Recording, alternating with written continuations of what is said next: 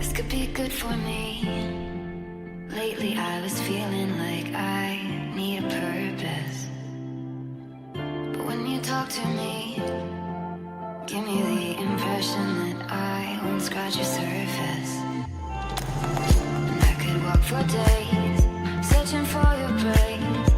Is it even there to find? Is there a chance for me to win your memories? Will I slowly lose my mind?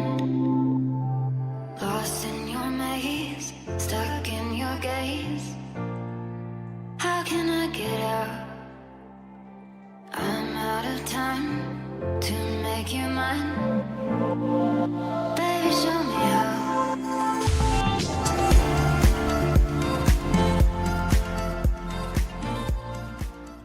Do we have any questions for our panelists?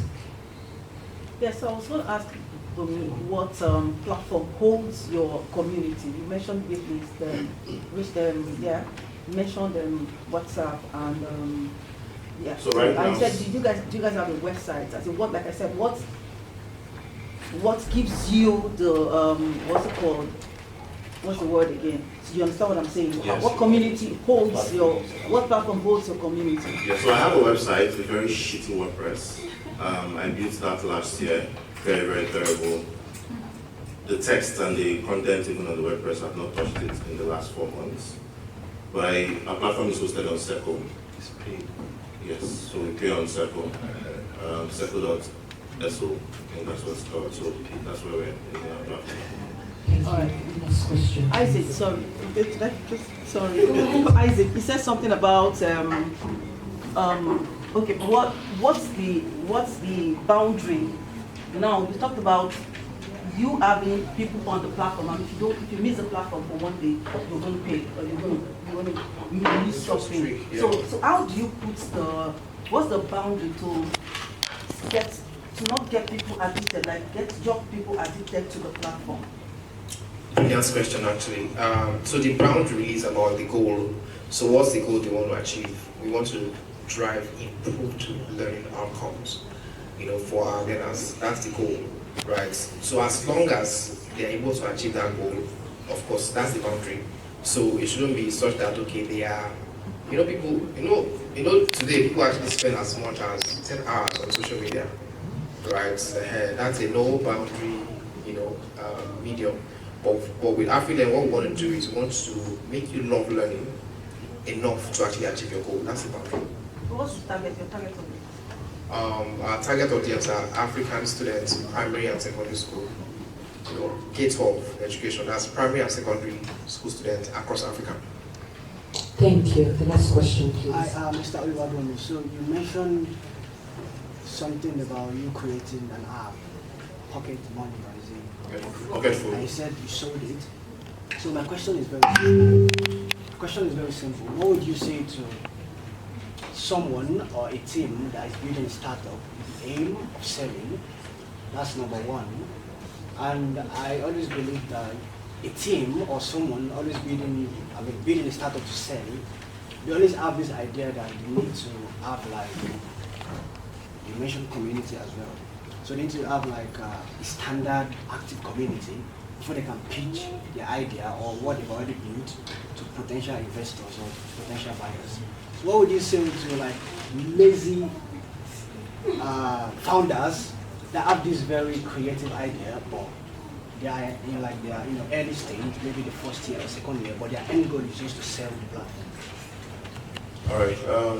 Just yesterday, I'm going to put Oman on the spot. Yesterday, Oman sent me a message. But I personally, right now, I would advise anybody.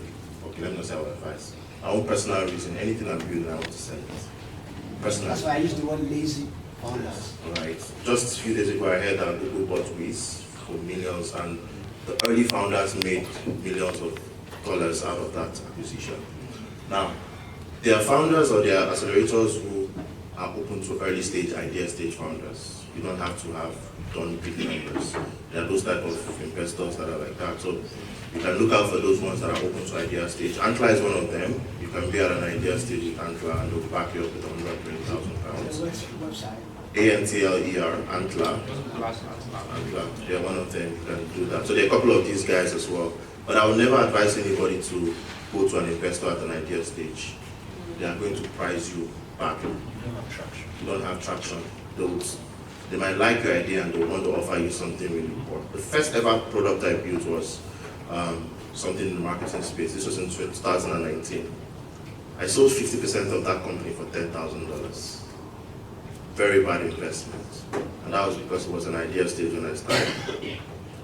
2 years into the business, I realized it was a huge mess. I should have waited till I hit traction to eventually go and meet an investor. So you can look out for those idea guys, but I would advise you not to do that at that early stage. Okay, we'll take the last question from him, please.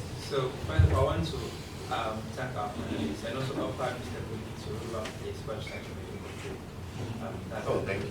Yeah, and I have a question. So my question is, what's the biggest challenges or the challenges you guys face when you're starting your ideas from scratch or when you're starting out fresh? What's the biggest challenge you face when you're starting the UV and how did you overcome it?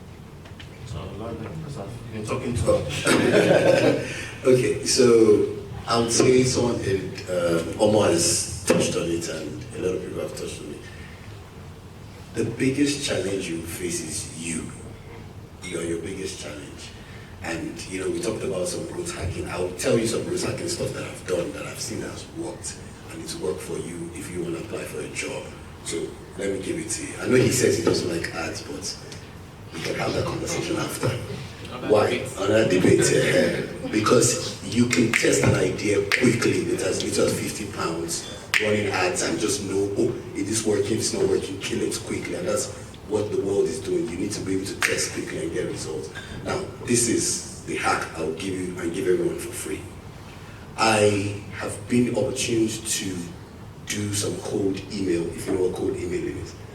You go to a website, you scrape the emails of top people in your industry. So if you want to get a job, now this is me giving you a free source.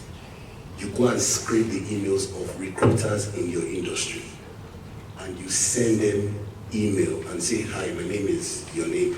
I see that you work in this organization and if you are looking for XYZ person or you are looking for XYZ person, I have this years of experience. Is it okay if I send you my CV? If you send 50 people that email, at least 1 or 2 will say yes. The truth is you only do need 1 yes. You get 1 yes, you send that. Guess what has happened? No matter how many easy apply you apply, it can't be compared to you getting the direct email of a recruiter and the recruiter saying, send me your CV. You will be top of mind.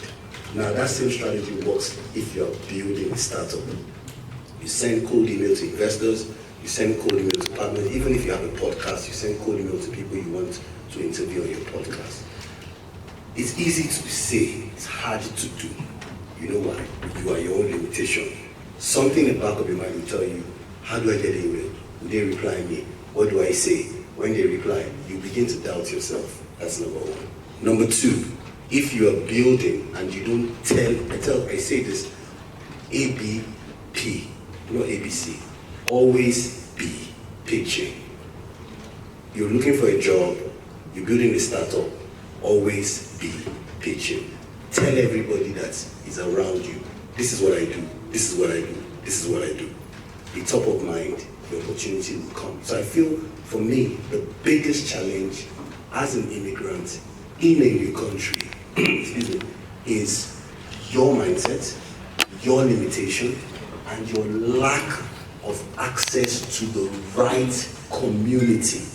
Not a WhatsApp group, not a Facebook group, but a collection of people that keep pushing you to bring out the best in you is the biggest challenge. Thank you very much. Always be pitching. I had a great time with this group of experts. I hope you did. So thank you for listening to us and a round of applause. Thank you very much.